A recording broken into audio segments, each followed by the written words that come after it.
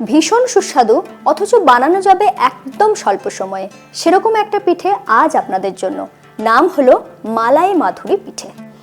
যখনই খাবেন এবং যাকেই খাওয়াবেন একবার নয় বারবার চেয়ে চেয়ে খেতে চাইবে। একদম সহজ করে রান্নাটা শিখে নিতে সঙ্গে রইল আমি ঋতুপর্ণা। আপনারা দেখছেন ঋতুর রান্নাঘর। এই পিঠে বানানোর জন্য আমি এখানে নিয়েছি হাফ কাপ সুজি।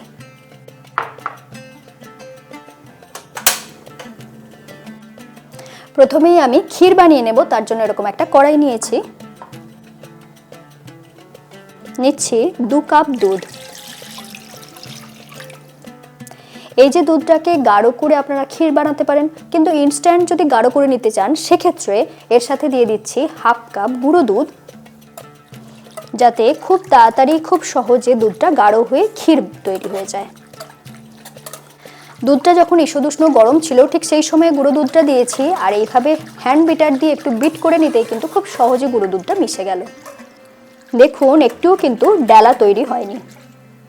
সাথে দিয়ে দিচ্ছি 2টো ছোট এলাচ, যাতে খুব সুন্দর গন্ধ আসে।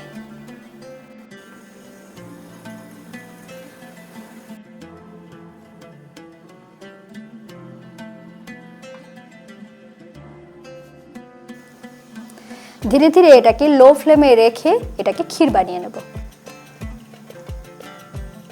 ক্ষীরের রংটাকে একটু আকর্ষণীয় করে তোলার জন্য আমি এখানে ব্যবহার করছি কেশর। এতে খুব সুন্দর একটা গন্ধ আসে এবং কালারটাও অন্যরকম হয়। আপনারা না চাইলে কিন্তু নাও ব্যবহার করতে পারেন। ক্ষীরটা হতে থাক, এরই মধ্যে পিঠের জন্য ডো বানিয়ে নেব। তার জন্য এরকম একটা প্যান নিয়ে নিয়েছি। দিয়ে দিচ্ছি 1 চা চামচ ঘি। ঘিটা একটু গলে যাওয়ার পর এখানে দিয়ে দিচ্ছি হাফ কাপ সুজি।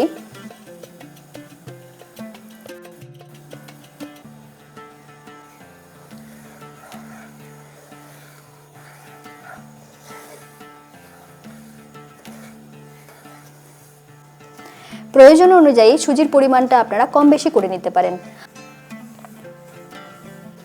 গ্যাসটাকে একটু মিডিয়াম ফ্লেমে রেখে সুজিটাকে হালকা করে ভেজে নেব, যাতে সুজির কাঁচা গন্ধটা চলে যায়। দেখুন আমি 1.5 থেকে 2 মিনিট এইভাবে লো ফ্লেমে রেখে হালকা রোস্ট করে নিয়েছি, কিন্তু সুজির রংটা সাদাই রয়েছে। ঠিক এই পর্যন্ত রোস্ট করার পরে দিয়ে দিচ্ছি 2 কাপ দুধ।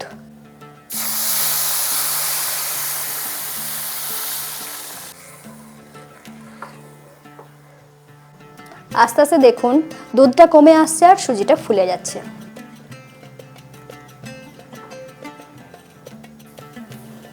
এই ডোটা কিন্তু হবে বেশ টাইট টাইট। দেখুন আস্তে আস্তে প্যান থেকে ছেড়ে উঠে আসছে, মানে এটা মোটামুটি তৈরি হয়ে গিয়েছে। এরপরে গ্যাস অফ করে এটাকে কিছুটা ঠান্ডা করে নেব। এরপরে এটাকে প্যানের মধ্যে রাখবো না, তাহলে বেশি টাইট হয়ে যাবে, সেই জন্য একটা পাত্রে ঢেলে নিচ্ছি। এরপর এটাকে ঢেকে কিছুক্ষণের জন্য রেখে দেবো। এরই মধ্যে পুর বানিয়ে নেব। পুরের জন্য আমি এখানে নিয়েছি 1 কাপ ফ্রেশ নারকেল কোড়া, নিয়েছি 1/4 কাপ খেজুরের গুড়ের পাটালি, আর নিয়েছি কিছুটা কাজু কুচি। দিয়ে দিচ্ছি কোরানো নারকেল, দিচ্ছি খেজুরের গুড়ের পাটালি। মিষ্টির পরিমাণটা আপনারা আপনাদের প্রয়োজন মতন কম বেশি করে নিতে পারেন। দিচ্ছি কাজু কুচি, আর এখানে একটা জিনিস ব্যবহার করব, সেটা হলো দুধের সর। আমি এখানে 1 টেবিল চামচের মতন ব্যবহার করছি। পুরটাতে যাতে চিট হয় সেই জন্য এখানে দিয়ে দিচ্ছি 2 টেবিল চামচ গুঁড়ো দুধ।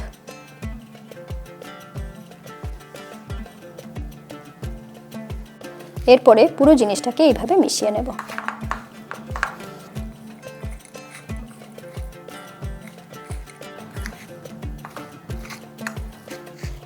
খেজুরের গুড়ের একটা নিজস্ব গন্ধ রয়েছে, সেই জন্য আমি এখানে এলাচ গুঁড়ো ব্যবহার করলাম না।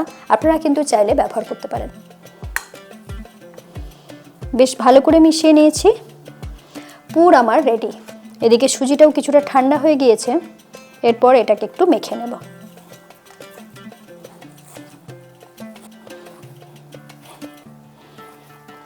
সামান্য একটু ঘি নিয়ে নিচ্ছি, যাতে ডোটা খুব সুন্দর মোলায়েম হয়।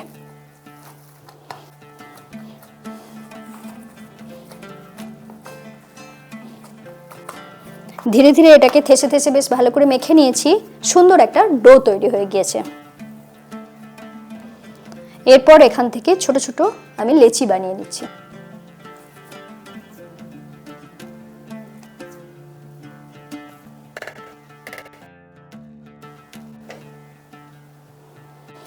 এরপর এর থেকে গোল পাকিয়ে নিচ্ছি। একটু চ্যাপ্টা শেপের বানিয়ে নেওয়ার পরে এইভাবে বাটি বানিয়ে নেব, যাতে এখানটা পুরটা রাখা যায়।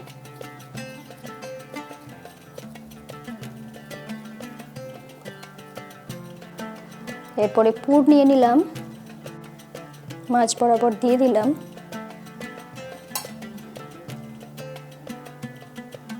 এরপরে মুখটা বন্ধ করে নিতে হবে। দেখুন এইভাবে একটা বানিয়ে নিয়েছি।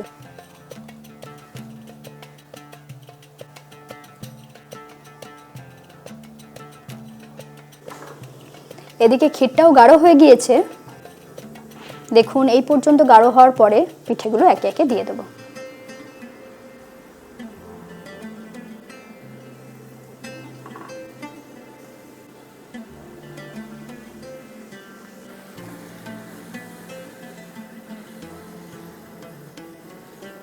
এরপর একটু হালকা হাতে এইভাবে নাড়াচাড়া করে দিচ্ছি।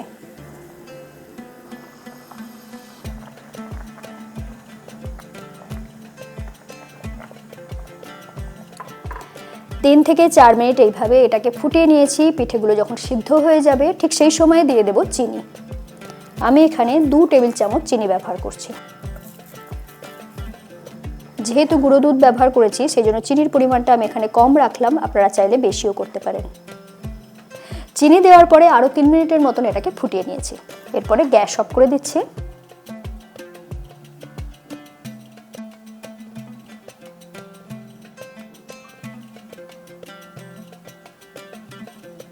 এরপরে ওপর থেকে দিয়ে দিচ্ছি একটু পেস্তা। চাইলে এইভাবে পাশে একটা করে কেশরের ধাগাও দিতে পারেন।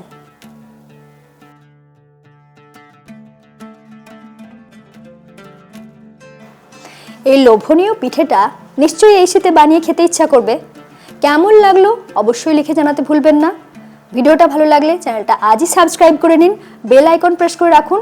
সকলে খুব ভালো থাকুন। আবার দেখা হচ্ছে এরকমই সুন্দর সুন্দর রেসিপির সাথে। কেটে দেখাচ্ছি, দেখুন কতটা সুন্দর নরম তুলতুলে হয়েছে।